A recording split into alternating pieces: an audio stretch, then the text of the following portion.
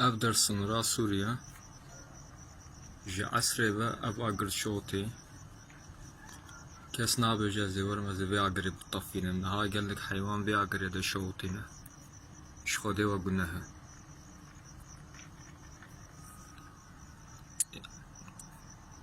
Hêyo pêxistiya Xwedê ji wan nehêlî.